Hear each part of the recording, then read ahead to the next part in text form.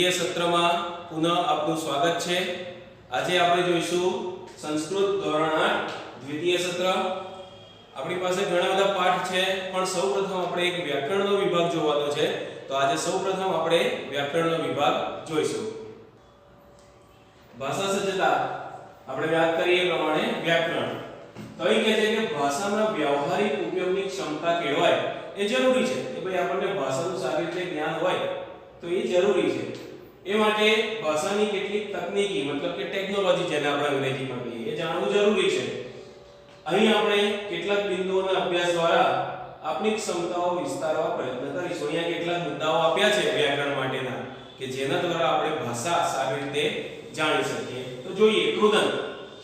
કૃદંત તો શું કહે છે કે ધાતુઓ મતલબ કે ક્રિયાવાચક પદો એને કૃત પ્રત્યયો લગાવવાથી, કૃત પ્રત્યયો એટલે કે એની પાછળ જે પ્રત્યયની તત્વા છે એમાં તમે જોઈ શકો છો કે ત્વા એ પ્રમાણેના જુદા જુદા પ્રત્યયો આવે તો પ્રત્યયો લગાવવાથી જે રૂપો બને છે તેને કૃદંત કહેવામાં આવે છે। એટલે કૃદંત માટે શું કહ્યું કે ધાતુઓને કૃત પ્રત્યયો લાગે, એટલે કૃત પ્રત્યયો લાગવાથી જે રૂપો બને તેને કૃદંત કહેવામાં આવે છે। અહીં ઘણી ભાષા સમજવા માટે તેમજ એને ઉપયોગમાં લેવા માટે કેટલાક આવશ્યક કૃદંતો જે છે એના વિશે આપણે માહિતી મેળવીશું। પહેલું છે સંબંધક ભૂત કૃદંત। સંબંધક ભૂત કૃદંત અહીં તમે વાક્યો જોઈ શકો છો અને એની પહેલા આપણે એની વ્યાખ્યા જોવી પડશે। તો વ્યાખ્યા જોવા માટે આપણે જોઈએ છીએ કે ધાતુને અહીં જેમ કહ્યું કે કૃત પ્રત્યય લાગે એમ ધાતુને કહે છે કે ત્વા પ્રત્યય લગાવવામાં આવ્યો છે। અહીં તમે જોઈ શકો છો ગત્વા તો ત્વા પ્રત્યય લગાવ્યો છે। તો આપણે એની વ્યાખ્યા બનાવવી હોય તો શું બને કે ધાતુને ત્વા પ્રત્યય લગાવવાથી જે રૂપ બને છે તેને સંબંધક ભૂત કૃદંત કહેવામાં આવે છે।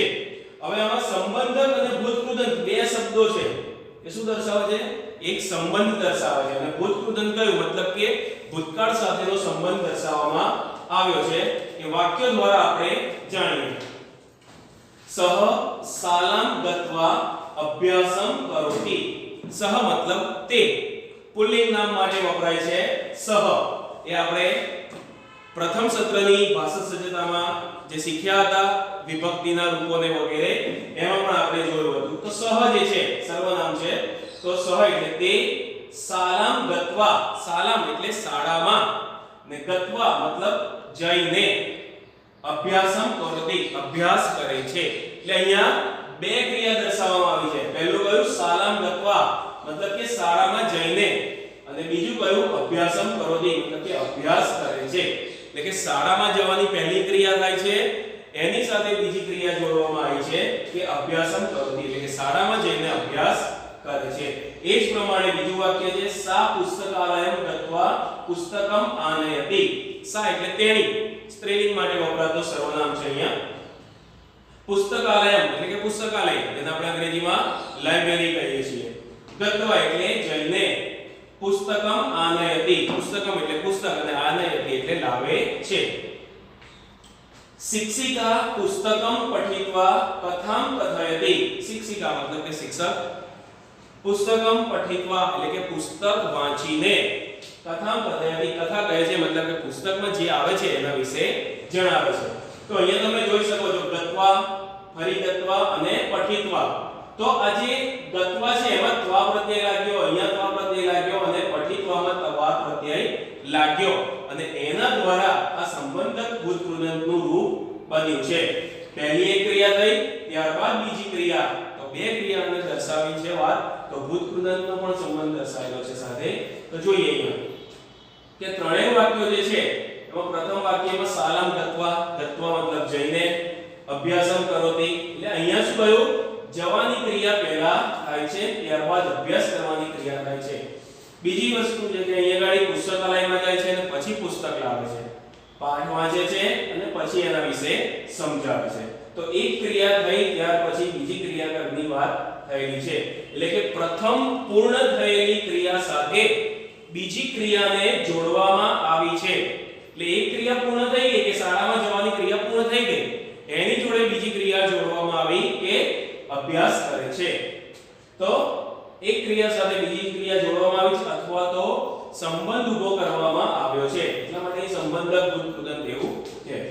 અને એ માટે એને ત્વા પ્રત્યય લગાવવામાં આવ્યો છે. આપણે જોઈ શકીએ છીએ કે ત્વા પ્રત્યય લગાડેલો છે. આ પ્રકારે બીજા વાક્યમાં પણ ગત્વા અને ત્રીજા વાક્યમાં પઠિત્વા આ બે પદો પણ આપણે સમજી શકાય છે. હવે સામાન્ય વ્યવહારમાં કેટલાક વાક્યો આગળ આપ્યા છે એ પણ આપણે સમજીએ કે ગુજરાતી આપ્યા છે અને પછી એના સંસ્કૃત પણ આપ્યા છે. આ સંબંધક ભૂતકૃદંતના જ વાક્યો છે, એના ઉદાહરણો છે. કે માતા કહે છે એટલે એક ક્રિયા થઈ. માતા કહે છે મતલબ પહેલી ક્રિયા થઈ કે માતા કશું કહે છે. ત્યાં જઈને બેસજે આ બીજી ક્રિયા થઈ કે ત્યાં જઈને તું બેસજે. એટલે જો માતા વદતી, વદતી એ ત્રીજા પુરુષ એકવચનનું રૂપ છે જે આપણે પ્રથમ સત્રમાં પણ ભણી ગયા છીએ. તો માતા વદતી માતા કહે છે, તત્ર ગત્વા ઉપવિશતુ ત્યાં જઈને બેસજે. એટલે પહેલી એક ક્રિયા એની સાથે બીજી ક્રિયા જોડાઈ ગઈ. તે પત્ર લખીને બહાર ગયો. તે એટલે સહ, પત્ર એટલે પત્રમ, લખીને મતલબ લિખિતવા, બહાર એટલે બહી અને ગયો એટલે અગચ્છત.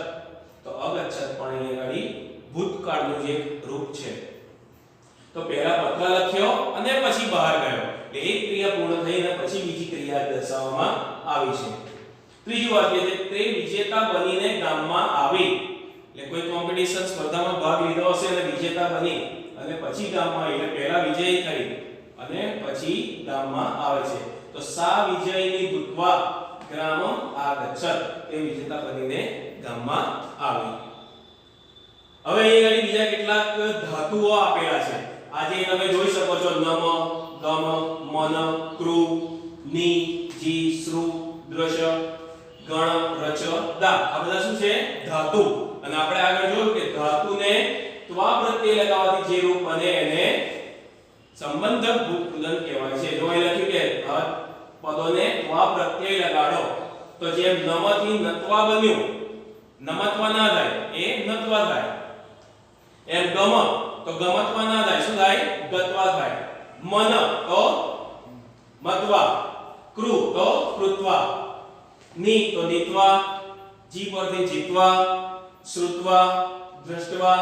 અહીં એક દ્રશ્ય જેમાં તની જગ્યાએ ટ આવે કારણ કે શબ્દનું ઉચ્ચારણ યોગ્ય રીતે થવું જરૂરી છે. એટલે આ બધા વ્યાકરણના નિયમો હોય. ગણ એના પરથી બનેલો રૂપ છે ગણયિત્વા.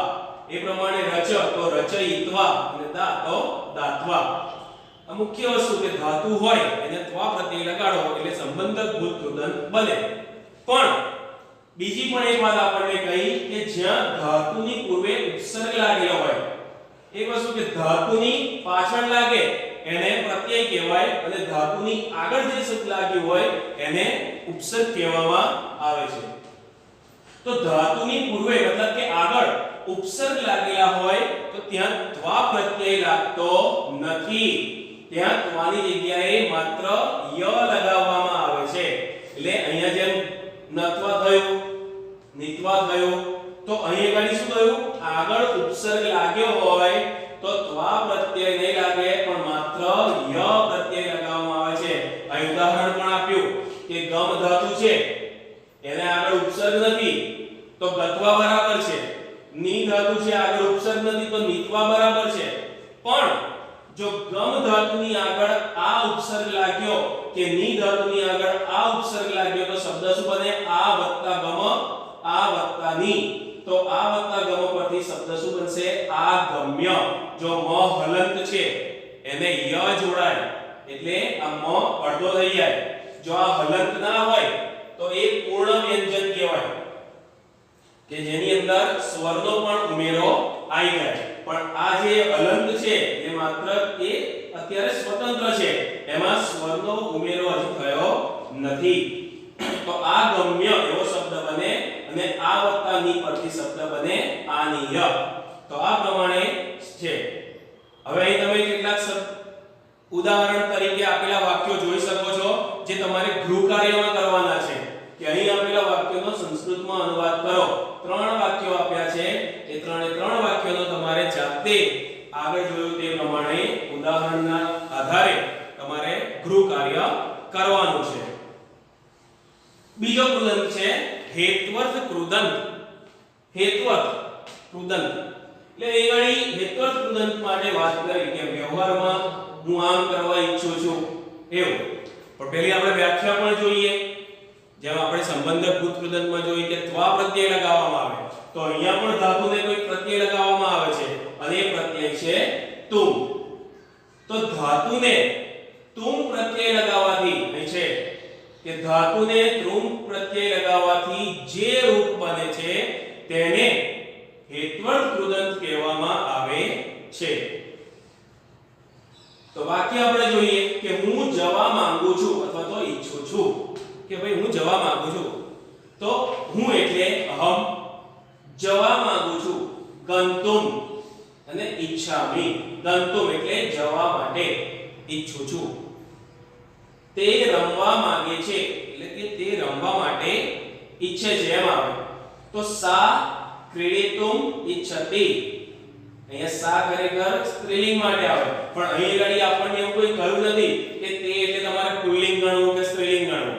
તો તમે સા લખી શકો અથવા તો સ પણ લખી શકો છો. તો સા ક્રીડિતુમ ઈચ્છતિ, તે રમવા માટે ઈચ્છે છે અને તે જોઈ નથી શકતો. તો સહ દ્રષ્ટુમ ન શક્નોતિ.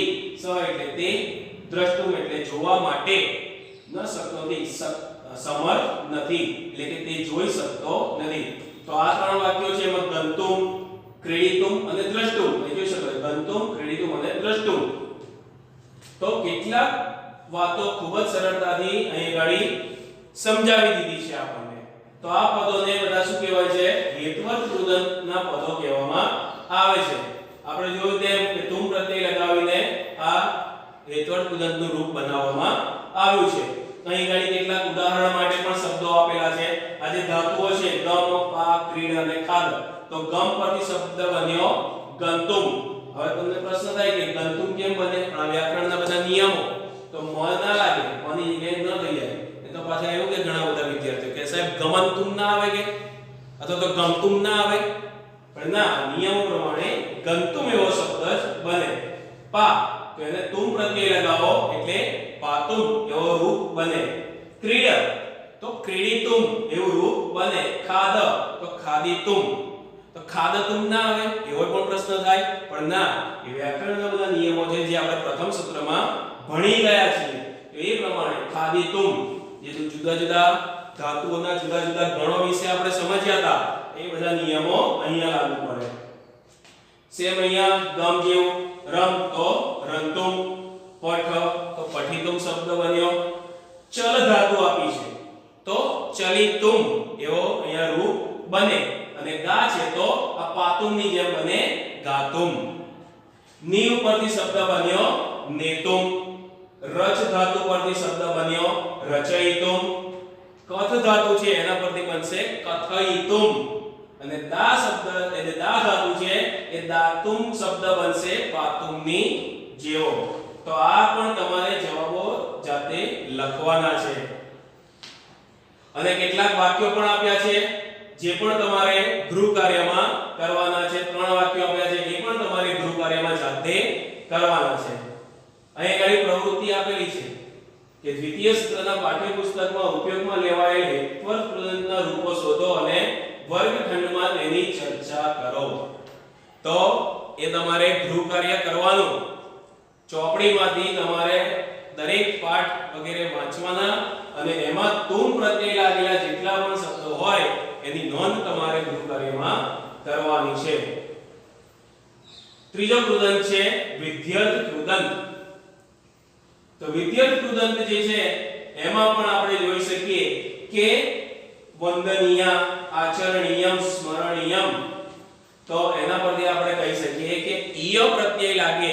ઈય તો ઈય પ્રત્યય લગાવવાથી અથવા તો ઈયા પુલ્લિંગ સ્ત્રીલિંગના આધારે શબ્દો આપણે કરી શકીએ કે જેમ અહીંયા વંદનીય તો ઈય પ્રત્યય લાગ્યો, સ્મરણીયમ તો ઈય પ્રત્યય લાગ્યો. તો એ પ્રમાણે પુલ્લિંગ અને સ્ત્રીલિંગના આધારે ધાતુને ઈય અથવા તો ઈયા પ્રત્યય લગાવવાથી જે રૂપ બને છે તેને વિધ્યર્થ કૃદંતનું રૂપ કહેવામાં આવે છે. વાક્યો આપ્યા છે કે કે માતા હંમેશા વંદનીય છે. 100% સાચી વાત છે કે માતા હંમેશા વંદનીય છે. તેનું આપ્યું છે આપણને સંસ્કૃત કે માતા એટલે માતા, હંમેશા એટલે સદા, અને વંદનીય છે એટલે કે વંદનીયા. જો માતા કેવી છે? સ્ત્રી છે એટલે ઈયા પ્રત્યય લાગ્યો. વંદ ધાતુ છે એને ઈયા પ્રત્યય લગાયો અને વંદનીય એવું રૂપ બન્યું. સત્યનું હંમેશા આચરણ કરવું જોઈએ. સત્ય એટલે સત્યમ, હંમેશા એટલે સદા, અને આચરણ કરવું જોઈએ મતલબ કે આચરણીયમ. તો ઈય પ્રત્યય લાગ્યો તો આચરણ ધાતુને ઈય પ્રત્યય લાગ્યો આચરણીયમ. તો હંમેશા સત્યનું આચરણ કરવું જોઈએ. અને ત્રીજું છે મનથી સતત સ્મરણ કરવું જોઈએ. તો મનસા સતતમ સ્મરણીયમ. તો વંદનીય, આચરણીયમ, સ્મરણીયમ આ પદો જોયા. વ્યવહારમાં આપણે બોલીએ પણ છીએ સ્મરણીય, આદરણીય, વંદનીય, મનનીય અથવા માનનીય.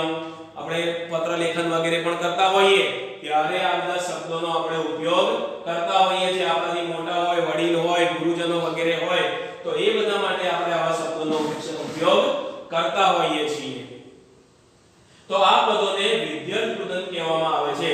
કે વંદનીય, આચરણીય, સ્મરણીય આ બધા એ જ છે. તો આ વિદ્યર્થ કૃદંતના રૂપો છે.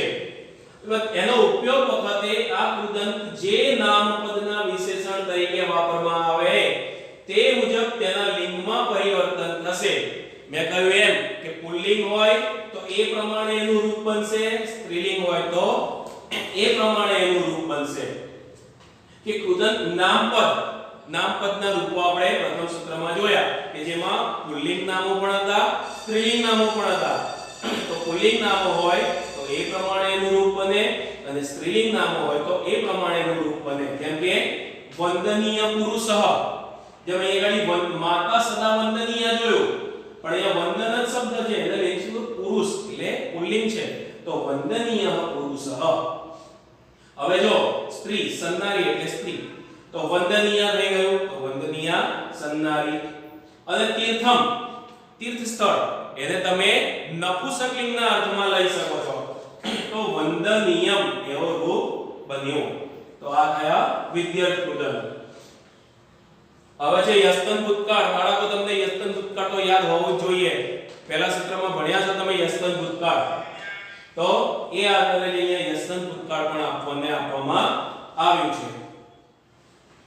તો યસ્તન ભૂતકાળ માટે પણ આપણે એક વ્યાખ્યા બનાવી દીધી છે કે ધાતુને આગળ અ ઉપસર્ગ લાગે ને પાછળ ત પ્રત્યય લાગે અને એ રીતે આપણે યસ્તન ભૂતકાળનું રૂપ બને છે. પણ પહેલા જોઈએ કે ભાષાના વ્યવહારિક ઉપયોગમાં ભૂતકાળની વિગતો રજૂ કરવાની આવડત કેળવવી પડે. ભૂતકાળને રજૂ કરવાનું આવડવું જોઈએ. આપણે ધારો કે વાક્ય બોલવું હોય કે હું ગઈકાલે બગીચામાં ગયો હતો તો એ યોગ્ય છે ભૂતકાળ. પણ કોઈને એ રૂપ ઉપયોગ કરતા ના આવડે હું ગઈકાલે બગીચામાં ગયો છું તો એ નથી વર્તમાન કાળનું વાક્ય કે નથી ભૂતકાળનું વાક્ય, એવું બની જતું હોય છે. એ આવડત કેળવવી પડે અને એ માટે ભાષામાં ભૂતકાળની વ્યવસ્થા છે. સંસ્કૃત ભાષા જે છે એમાં ભૂતકાળના એક બે નહીં 3 પ્રકારો દર્શાવવામાં આવ્યા છે. અદ્યતન ભૂતકાળ, યસ્તન ભૂતકાળ અને પરોક્ષ ભૂતકાળ. પણ આપણે વ્યવહારમાં મતલબ કે આપણા જીવન જરૂરિયાતમાં જે છે એમાં આપણે યસ્તન ભૂતકાળનો પરિચય કેળવવાની જરૂર છે. તો જોઈએ એકદા સહ દ્રોણાચાર્યસ્ય સમીપમ અગચ્છત અવદત ચ. આયું પહેલા સત્રનું વાક્ય આ પાઠ ભણી ગયા છે આપણે. તો એકદા મતલબ કે એક દિવસ, સહ એટલે તે, દ્રોણાચાર્યસ્ય અસ્ય એટલે ષષ્ઠી વિભક્તિ લાગી. હવે આપણે બધું એક સાથે બીજું જોડાયેલું જ હોય. તો દ્રોણાચાર્યસ્ય મતલબ કે દ્રોણાચાર્યની, સમીપમ એટલે પાસે, અગચ્છત ગયો મતલબ કે ભૂતકાળ થઈ ગયું, ગયો, અવદત અને બોલ્યો, ચ એટલે અને તો અગચ્છત ચ અવદત મતલબ કે ગયો અને બોલ્યો. તો આ બંને જે છે એ બંને રૂપો યસ્તન ભૂતકાળના છે. ગચ્છ ધાતુ જો આગળ અ ઉપસર્ગ લાગ્યો પાછળ ત પ્રત્યય લગાવ્યો, વદ ધાતુને અ પ્રત્યય ઉપસર્ગ લાગ્યો અને ત પ્રત્યય લાગ્યો. તો અગચ્છત અને અવદત બંને યસ્તન ભૂતકાળના રૂપો છે.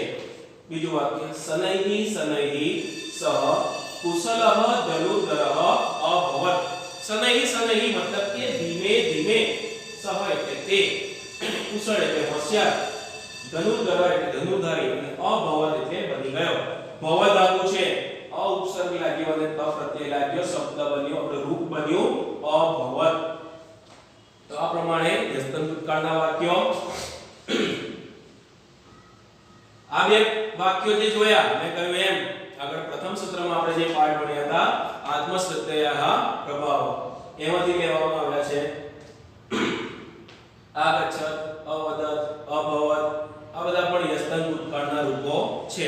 યસ્તન ભૂતકાળમાં ખાસ જાણવા જેવી બાબતો છે. અહીં આગળ આપણને દર્શાવી છે કે નજીકના સમયમાં થઈ ગયેલી ક્રિયા માટે યસ્તન ભૂતકાળ વપરાય છે. આ ખાસ નોંધવા જેવી બાબતો છે. પરીક્ષામાં પૂછી પણ શકાય કે યસ્તન ભૂતકાળ ક્યારે વપરાય? તો નજીકના સમયમાં કોઈ ઘટના બની ગઈ ભૂતકાળના સમયમાં, બરાબર, તો એની માટે આપણે યસ્તન ભૂતકાળ વાપરી શકાય છે.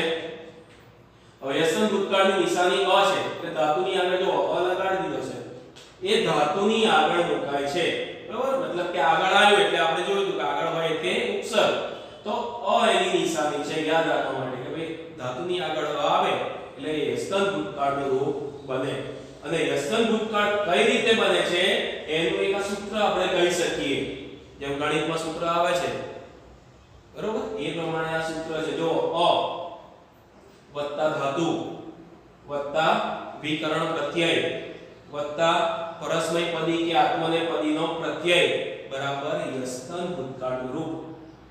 તો ઉદાહરણ તારી સાથે જોઈએ. આ જો અ છે, અ ધાતુ, તો આ ગચ્છ જે છે શું છે? ધાતુ છે. વિકરણ પ્રત્યય યાદ છે? વિકરણ પ્રત્યય તમને પ્રથમ સત્રમાં ભણ્યા હતા. કુલ 10 ગણ, એમાંથી 4 ગણ મુખ્ય અને એના જે પ્રત્યયો આવતા હતા વિકરણ પ્રત્યય અ, ય, અ અને અય, એમાંનો આ પ્રત્યય એ અ. પછી કહે છે કે પરસ્મય પદી કે આત્મનેપદીનો પ્રત્યય, તો આ ત લગાયો છે એ પરસ્મય પદી ધાતુ અથવા તો આત્મનેપદી ધાતુ, એના આધારે આ પ્રત્યય લગાવવામાં આવે એટલે બરાબર એનું રૂપ બને. તો અગચ્છત, અભવત અને અવદત, તો આ બધા થયા યસ્તન ભૂતકાળના રૂપ.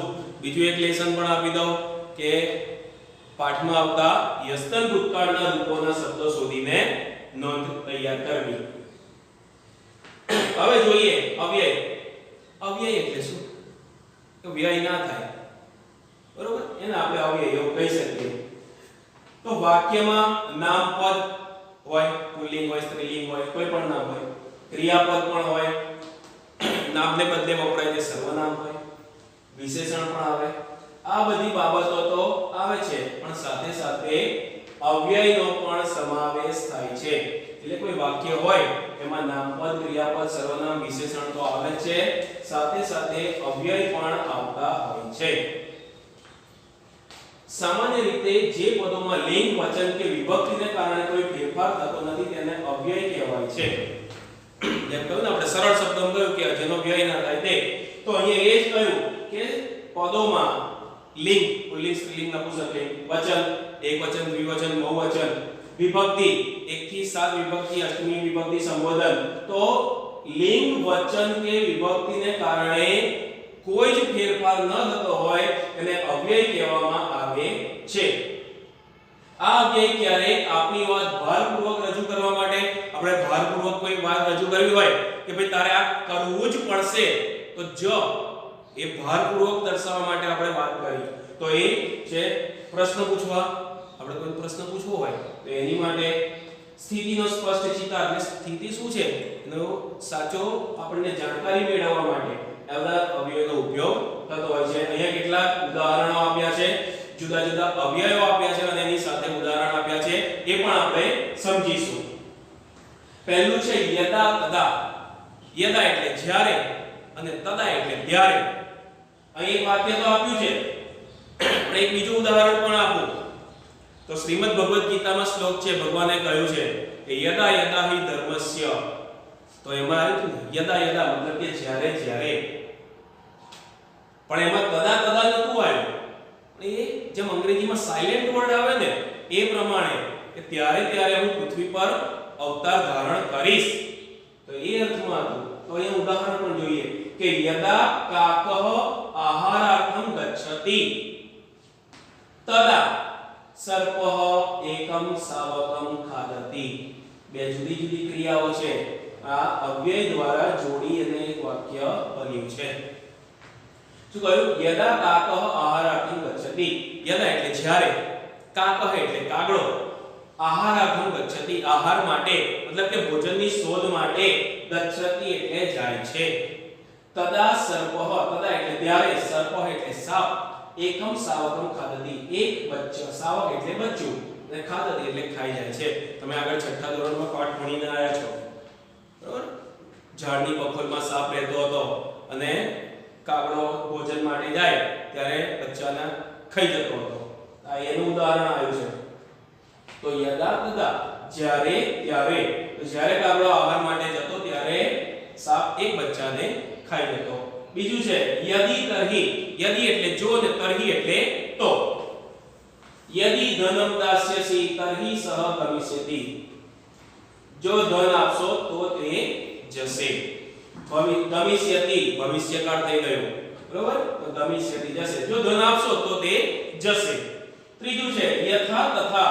યથા મતલબ જેવો અને તથા એટલે તેવો. યથા રાજા તથા પ્રજા. જેવો રાજા એવી પ્રજા. આપણે વારંવાર કહીએ છીએ ને કે જેવો રાજા એવી પ્રજા. તો રાજા સારો હોય તો પ્રજા પણ સારી હોય, રાજા ખરાબ હોય તો પ્રજા પણ ખરાબ હોય. જો રાજા પ્રામાણિક તો એની પ્રજા પણ પ્રામાણિક. જો રાજા ચોર હોય મતલબ કે પ્રામાણિક ના હોય તો એની પ્રજા પણ એવી રીતે રહેવાની છે. પછી છે અત્ર તત્ર. અત્ર એટલે અહીં અને તત્ર એટલે તહીં અથવા તો ત્યાં. અત્ર અનેકાની ચિત્રાણી સંતિ. જો સંતિ આ બહુવચનનું રૂપ છે. કેમ? એટલે ચિત્રાણી, ચિત્રો, અનેકાની એટલે ઘણા બધા. અત્ર અનેકાની ચિત્રાણી સંતિ મતલબ કે અહીં ઘણા બધા ચિત્રો છે. તત્ર વિતરણ વ્યવસ્થા અસ્તિ. ત્યાં તેની વિતરણની વ્યવસ્થા છે. કે અહીં ઘણા બધા ચિત્રો છે પણ એની વ્યવસ્થા ક્યાં છે? વિતરણ વ્યવસ્થા ત્યાં છે. એને પાંચમું અપી એટલે પણ. ગુરુદેવ અહમ અપી તવ શિષ્યમ ભવિતુમ ઈચ્છામિ. એટલે કે ગુરુદેવ અહમ એટલે હું, અપી એટલે પણ, તવ એટલે તમારો, શિષ્યમ એટલે શિષ્ય, ભવિતુમ એટલે બનવા માટે. આ હેત્વર્થ ઉદંતનું રૂપ બન્યું. ભવ ધાતુને તુમ પ્રત્યય લાગ્યો. અને ઈચ્છામિ પ્રથમ પુરુષ એક વચનમાં આવ્યું એટલે ઈચ્છામિ. એટલે કે ગુરુદેવ હું પણ તમારો શિષ્ય બનવા ઈચ્છું છું. એકલવ્યએ ગુરુ દ્રોણને કહ્યું હતું એમની પાસે શિક્ષા લેવા ગયો ત્યારે. છઠ્ઠું છે અન્યથા મતલબ કે નહીં તો. નયમામ અન્યથા અહમ ત્વમ ખાદિષ્યામિ. નયમામ ન એટલે લઈ જવું, મને લઈ જા. મામ એટલે મને, મને લઈ જા. અન્યથા મતલબ કે નહીં તો અહમ ત્વમ ખાદિષ્યામિ. અહમ એટલે હું, ત્વમ એટલે તને, અને ખાદિષ્યામિ એટલે ખાઈ જઈશ. મને લઈ જા ને તો તને ખાઈ જઈશ. એવું. સાતમું છે અધુના એટલે હમણાં અથવા તો હવે. તો અધુના વયમ સુખેન વસામહ. અધુના એટલે હવે અથવા તો હમણાં. વયમ એટલે અમે બધા. અહમનું બહુવચન આપણે કહી શકીએ. તો વયમ તો અમે સુખેન વસામહ એટલે સુખપૂર્વક રહીએ છીએ. અદ્ય એટલે આજે. અદ્ય સોમવાસરઃ. તમે કોઈ પણ વારનું નામ લખી શકો. તો આજે સોમવાર છે તો એ પણ એક અવ્યય છે. વાનો અર્થ થાય અથવા. નદી જલેન કૂપ જલેન વા વૃક્ષસ્ય સેચનમ ભવતિ. તો નદી જલેન મતલબ કે નદીના પાણીથી, કૂપ જલેન કૂપ એટલે કૂવો, કૂવાના જળથી, તો નદીના જળથી અથવા તો કૂવાના જળથી. વૃક્ષસ્ય મતલબ કે વૃક્ષનું સેવનમ સેચનમ ભવતિ એટલે કે સિંચન કરવું જોઈએ. તમે વૃક્ષનું સિંચન કરો, નદીના પાણીથી કરો, કૂવાના પાણીથી કરો, પણ વૃક્ષનું સિંચન કરો. સર્વદા પણ અવ્યય છે જેનો અર્થ થાય હંમેશા. અહમ સર્વદા સત્યમ વદામિ. હું હંમેશા સાચું બોલું છું. જ્યારે અહમ આવે ત્યારે અહીંયા મી આવે. પ્રથમ પુરુષ એક વચનનું રૂપ. અન્યત્ર એટલે બીજે. જલસ્ય અભાવે જનાહ અન્યત્ર ગચ્છન્તિ. જનાહ છે એટલે બહુવચન બન્યું ગચ્છન્તિ. જલસ્ય અભાવે પાણીના અભાવથી. પાણીની તંગી તમે જાણો છો કે ઘણી બધી જગ્યાએ પાણીની તંગી છે અને એના કારણે લોકો એક સ્થળેથી બીજા સ્થળે સ્થળાંતર કરીને જતા રહે છે. પહેલાના સમયમાં તો કે પાણીની આટલી વ્યવસ્થા નથી. લોકો માઇલો સુધી પાણી લેવા માટે ચાલીને જતા અને લઈને આવતા હતા. તો પાણીના અભાવે લોકો બીજે જતા રહે છે. એવ એટલે જ એ પણ અવ્યય છે. સંતોષઃ એવ પુરુષસ્ય પરમ નિદાનમ. અહીંયા પુરુષસ્ય કહ્યું એટલે પુરુષ એટલો નહીં પણ પુરુષ એટલે મનુષ્ય આપણે અર્થ લઈએ એનો કે સંતોષઃ એટલે કે સંતોષ એવ એટલે જ પુરુષસ્ય એટલે મનુષ્યનો પરમ એટલે શ્રેષ્ઠ અને નિદાનમ એટલે ખજાનો. તો સંતોષ જ મનુષ્યનો ઉત્તમ ખજાનો છે. જો મનુષ્ય પાસે સૌથી મોટો કોઈ ખજાનો હોય તો સંતોષ. આપણી પાસે જેટલું છે જો એટલામાં આપણને શાંતિ મળતી હોય તો આપણને એનાથી સંતોષ હોય તો એ આપણી પાસે ઉત્તમ ખજાનો છે. કરોડો રૂપિયા હોય પણ માનસિક શાંતિ ના હોય તો એ સંતોષ છે નહીં. અને કઈ પણ શકીએ કે ભાઈ સંતોષી નર સદા સુખી. તો એની માટે છે આ ઉચ્ચૈઃ એટલે મોટેથી. વિપ્રાહ ઉચ્ચૈઃ મંત્રગાનમ કુર્વન્તિ.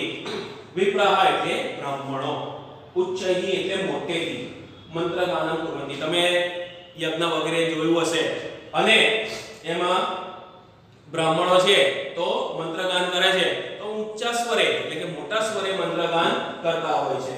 નીચૈઃ એટલે મતલબ કે ધીમેથી. અને આ બંને વિરોધી શબ્દ પણ થાય. ઉચ્ચૈઃ નીચૈઃ. મમ ભગિની નિશ્ચયઃ ભાષતે. મમ એટલે મારી, ભગિની એટલે બહેન, નિશ્ચયઃ ભાષતે એટલે કે ધીમેથી બોલે છે. તો વિદ્યાર્થી મિત્રો આ જુદા જુદા 14 અવ્યયો આપણે જોયા. 3 કૃદંત વિશે સમજ્યા, યસ્તન ભૂતકાળ વિશે સમજ્યા અને આના આધારે હવે પછી આપણે દ્વિતીય સત્રનો અભ્યાસક્રમ જે શરૂ થશે એ આપણે જોઈશું. સારી રીતે આ વિડિયો દ્વારા અભ્યાસ કરજો. ઘરે રહીને માતા પિતાનું કહેવું પણ માનજો અને જ્યાં પણ કોઈ મુશ્કેલી હોય તો તમે અમને કોમેન્ટમાં તમારો પ્રશ્ન મૂકી શકો છો. અમે એનું સમાધાન કરીશું. અસ્તુ. જય હિન્દ, જય ભારત.